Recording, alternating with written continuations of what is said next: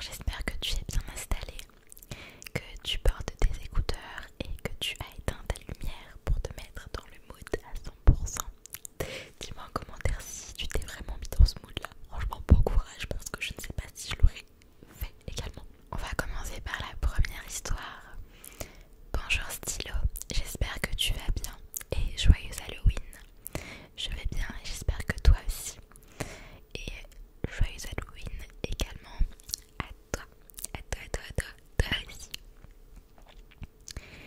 Alors cette histoire paranormale, c'est celle de ma tante qui a aujourd'hui 32 ans. Tu peux l'appeler Lisa. Bon, très bien. Alors j'ai vu qu'elle utilisait pas mal les pronoms elle. Donc si j'oublie de dire Lisa et que je dis elle, on parle bien de ta tante. Ok. Ça s'est passé en 2012-2013 quand elle vivait seule avec son mari dans le nord. Elle est désormais dans le sud actuellement.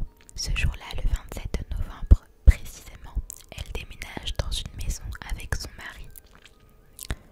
Tout se passait bien. La maison est spacieuse et jolie. Mais apparemment, les anciens propriétaires sont tous morts dans cette maison suite à un suicide. Ça commence fort. Lisa n'avait pas très peur et son mari non plus car ils étaient fans de paranormal. Mais un jour, entre 1h ou 2h du matin, elle avait faim, donc elle part de sa chambre et va dans la cuisine. Mais d'un coup, elle entendit un bruit sourd. Pars de chez moi ou tu regretteras très vite.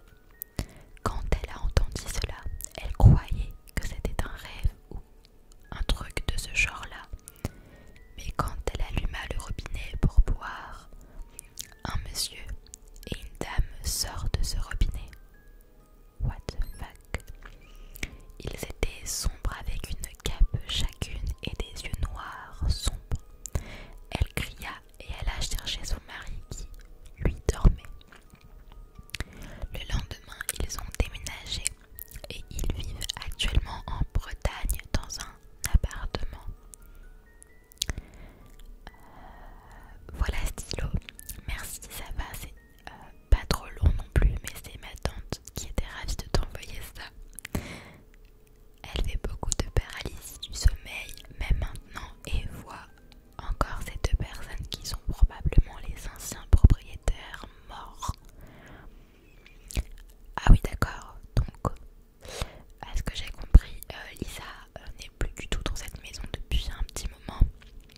Elle est passée du nord dans le sud maintenant et elle voit encore ses anciens propriétaires, enfin du moins ses anciennes personnes qui vivaient là-dedans.